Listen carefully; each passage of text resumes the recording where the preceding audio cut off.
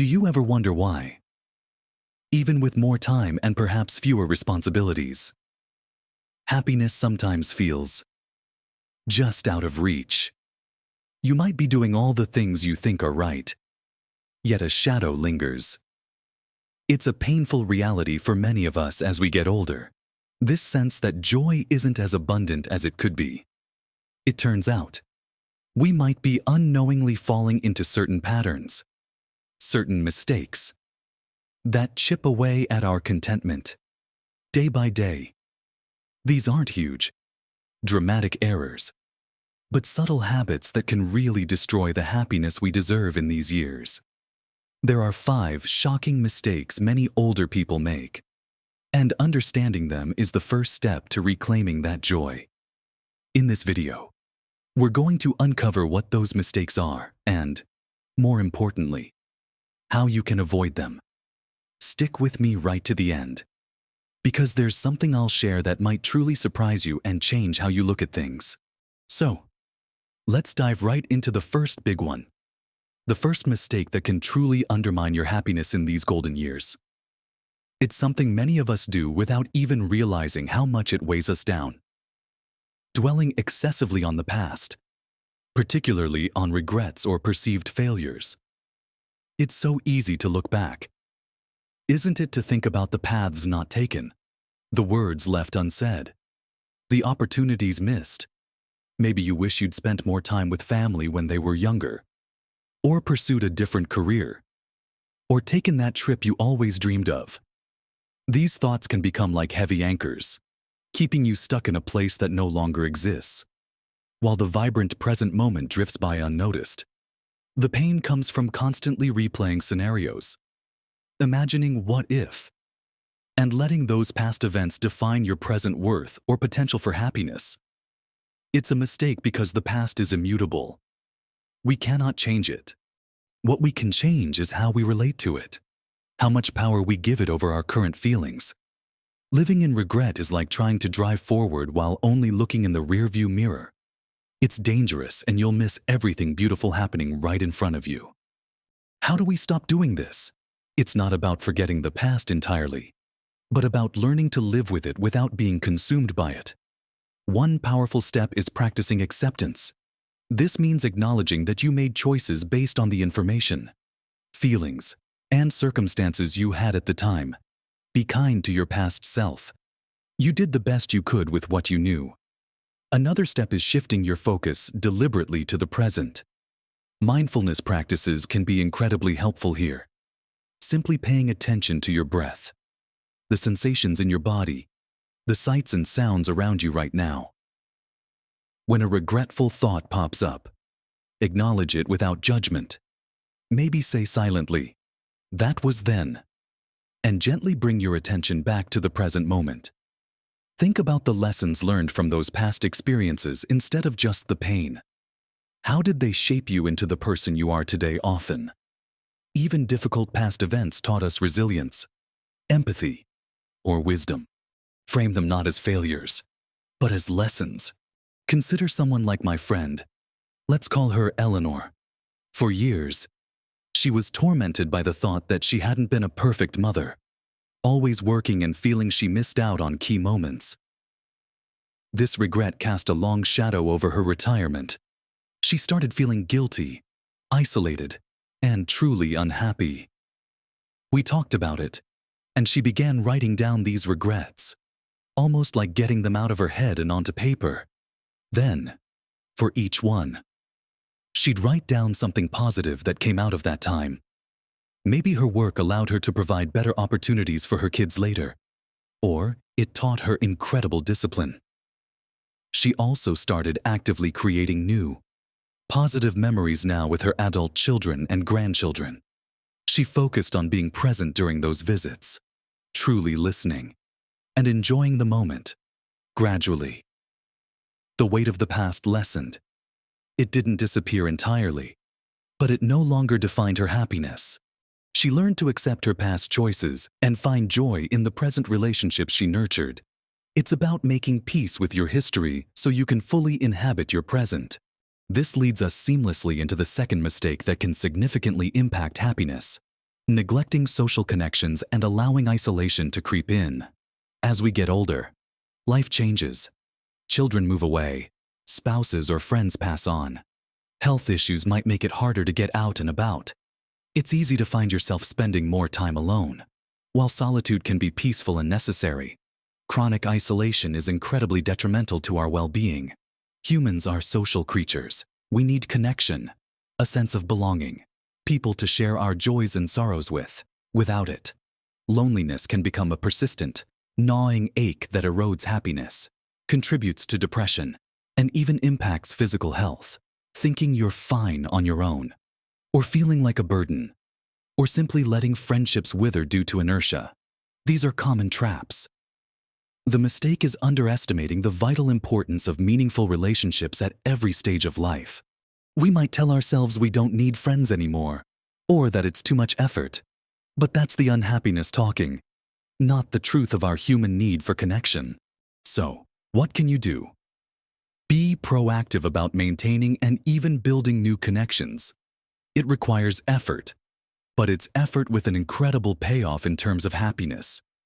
Think about the people already in your life: family, old friends, neighbors. Make a conscious effort to call them regularly. Send a card or arrange a visit, even a short one. Schedule it like an appointment if you need to. Don't wait for others to reach out. Take the initiative. Beyond your existing circle, look for opportunities to connect with new people who share your interests.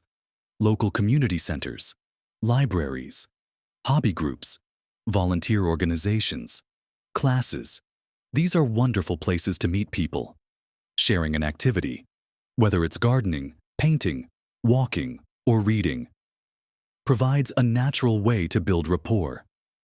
Even online communities can offer a sense of connection, though in-person interaction is generally more fulfilling. The key is to make connecting a priority, even when it feels a bit daunting or you're out of practice. Start small. Maybe join one group, or commit to calling one friend each week. Let me tell you about Arthur. After his wife passed, he became increasingly withdrawn. He'd always relied on her to be the social planner. He felt lost and profoundly lonely. His grown children worried about him. He eventually decided to try volunteering at the local animal shelter. Something he'd always loved animals but never had time for. At first, it was just about the dogs and cats. But gradually, he started chatting with the other volunteers. They shared stories about the animals, about their lives. He started looking forward to his shifts, not just for the furry companions, but for the human interaction. He even started going for coffee with a couple of the other volunteers after their shift. This simple step of putting himself out there, overcoming the inertia and the fear of being the new person, completely changed his outlook. His happiness returned because he was no longer isolated. He had people to laugh with, to talk to, and a shared purpose. It shows that it's never too late to nurture and grow your social world. Now that we've talked about making peace with the past and the crucial need for connection, let's turn our attention to the third mistake. The third mistake that can really steal your joy is stopping learning and resisting growth. You might think, well, I'm retired. My working days are over. I've learned enough. But this mindset can lead to stagnation, boredom, and a lack of purpose, all of which are enemies of happiness. Our brains thrive on new challenges, new information, new skills. When we stop actively engaging our minds and seeking new experiences, life can start to feel dull and repetitive. We might lose curiosity about the world and about ourselves. This resistance to learning isn't just about formal education. It's about losing that spark of curiosity, that willingness to try something different, to see things from a new perspective. The mistake lies in believing that personal growth has an age limit. It absolutely does not. So, how do we keep that spark alive? Embrace lifelong learning in whatever form appeals to you. It could be taking an online course on a topic you've always been interested in, joining a book club to discuss new ideas, learning a new language, taking up a musical instrument, or even just trying a new recipe every week. The key is to engage your brain in new ways and expose yourself to novelty. It doesn't have to be strenuous or expensive. Many libraries offer free classes. Online resources are abundant, and community centers often have affordable workshops. Learning isn't just about gaining knowledge, it's about staying adaptable, feeling competent, and having a sense of accomplishment. It gives you something exciting to look forward to and talk about with others. Think about Margaret. She loved to paint when she was younger but hadn't picked up a brush in decades. After retirement, she felt a bit restless. She saw an advertisement for a local art class for beginners and decided, hesitantly, to sign up. At first, it was intimidating, being the newbie. But the process of learning new techniques, experimenting with colors, and creating something tangible brought her immense satisfaction. She wasn't aiming to be a famous artist. She was doing it purely for the joy of learning and creating. The class also became a new social outlet. Her happiness blossomed as she rediscovered a passion and proved to herself that she was still capable of learning and improving. She even started teaching her grandchildren simple painting techniques, sharing her newfound joy. The mistake of thinking she was too old to learn was overcome by simply taking that first step. Moving on to the fourth mistake, one that has a profound impact on all aspects of your life, including your happiness, not prioritizing your physical health and mobility. As we age, our bodies naturally change, and it's easy to fall into a pattern of reduced activity, perhaps due to aches, pains, or just a lack of energy. The mistake is accepting this decline as inevitable and not actively working to maintain strength, flexibility, and overall well-being. Poor physical health can severely limit your ability to do the things you enjoy, to remain independent, and to engage with the world. Pain, fatigue, and reduced mobility don't just affect the body, they deeply affect your mood, your confidence, and your overall sense of happiness. Thinking, "I'm just getting old," and not taking steps to stay as healthy and active as possible is a significant barrier to a joyful later life. You don't need to become a marathon runner or a weightlifter to counteract this. The goal is consistent, gentle movement and making healthier choices most of the time. Walking is one of the simplest yet most effective activities. Aim for a regular walk, even if it's just 15 to 20 minutes a day. It improves cardiovascular health, strengthens muscles and bones, boosts mood, and helps with balance. Gentle stretching or yoga can improve flexibility and reduce stiffness. Finding an activity you genuinely enjoy, maybe dancing, swimming, gardening, or cycling, makes it easier to stick with it. Pay attention to nutrition too, focusing on whole foods, fruits, vegetables, lean protein, and staying hydrated provides your body with the fuel it needs. Regular checkups with your doctor are also crucial for catching potential issues early. It's about making small, sustainable changes that add up over time. Prioritizing your health isn't selfish. It's essential for maintaining your independence and your ability to experience joy. Being able to move freely, without constant pain or fatigue, opens up a world of possibilities. Visiting friends, pursuing hobbies, traveling, or simply enjoying a walk in the park. Consider my neighbor, Tom. He had let his physical fitness slide after retiring. He spent most of his days sitting, watching TV, and his joints became stiff. His energy levels plummeted. He started feeling grumpy and uninterested in things he used to enjoy. His doctor warned him about the risks of inactivity. Reluctantly, he started going to a gentle exercise class at the community center specifically designed for seniors. He also made a conscious effort to walk to the local shop instead of driving. The change wasn't instant, but gradually, he felt stronger. His mood improved. He had more energy, and the stiffness in his joints lessened.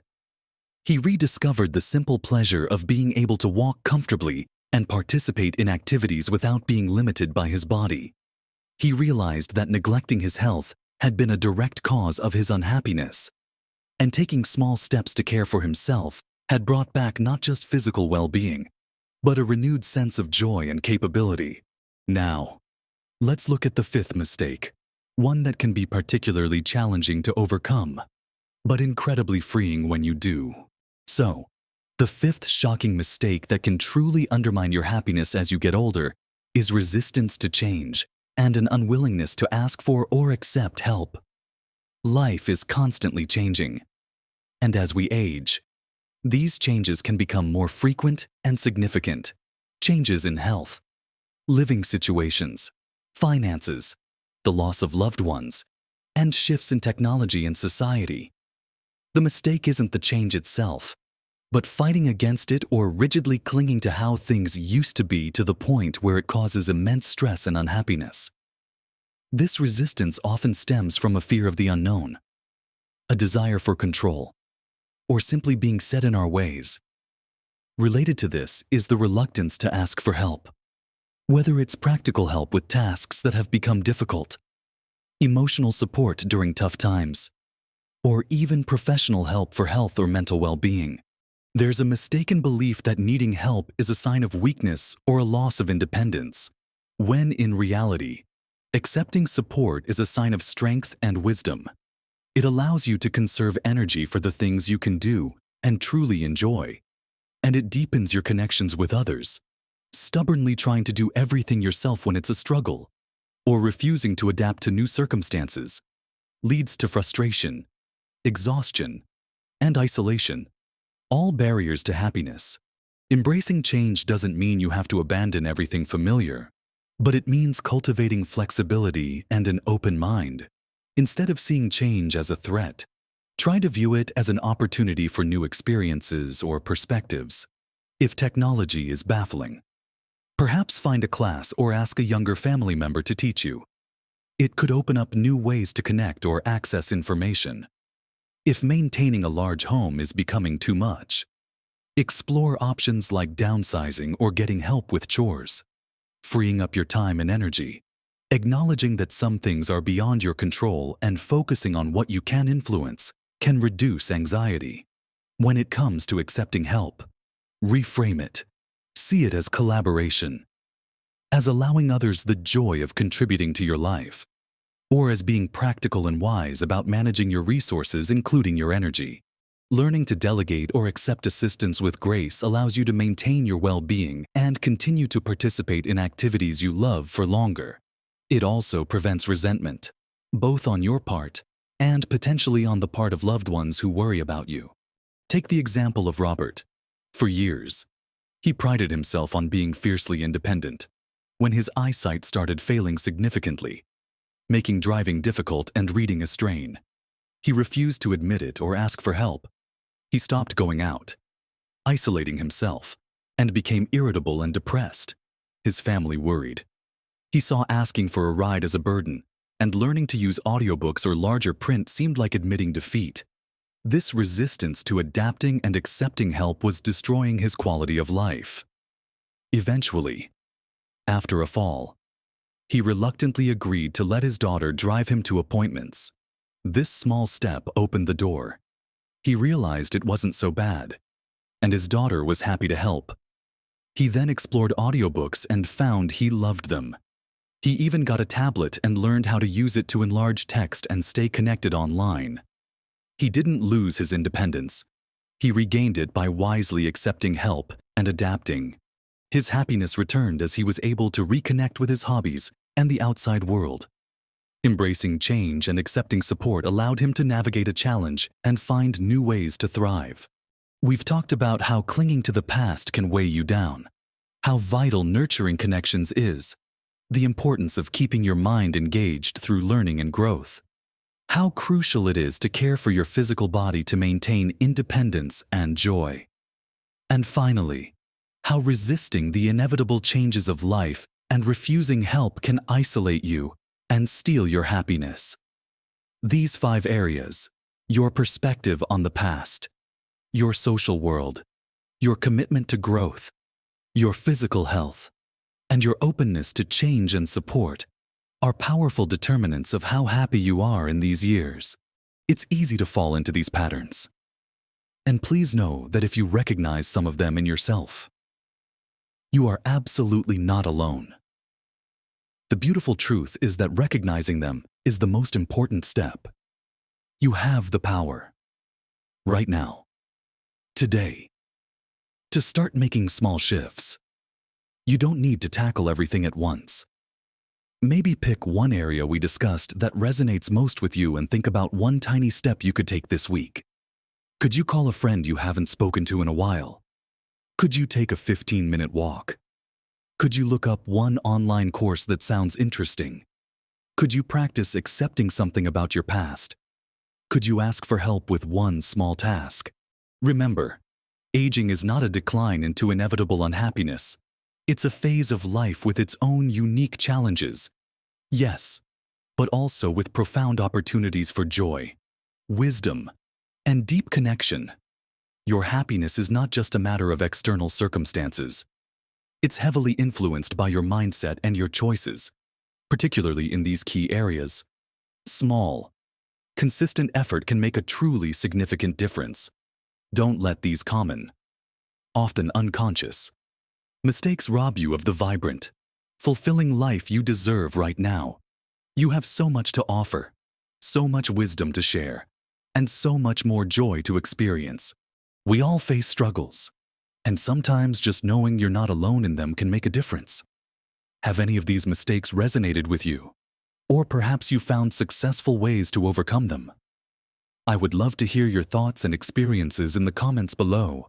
Sharing helps us all learn and grow together. If you found this video helpful or thought-provoking, please do give it a thumbs up. That tells me this kind of content is valuable to you. And if you haven't already, consider subscribing to the channel and hitting the notification bell so you don't miss future videos designed to help you live your best, happiest life at every age. Thank you so much for watching and for spending this time with me. Remember, these years can truly be golden years, full of purpose, connection, and deep happiness. You have the power to cultivate that. Keep learning, keep connecting, keep moving, keep growing, and keep embracing life's journey. With all its changes, live your best life at every age.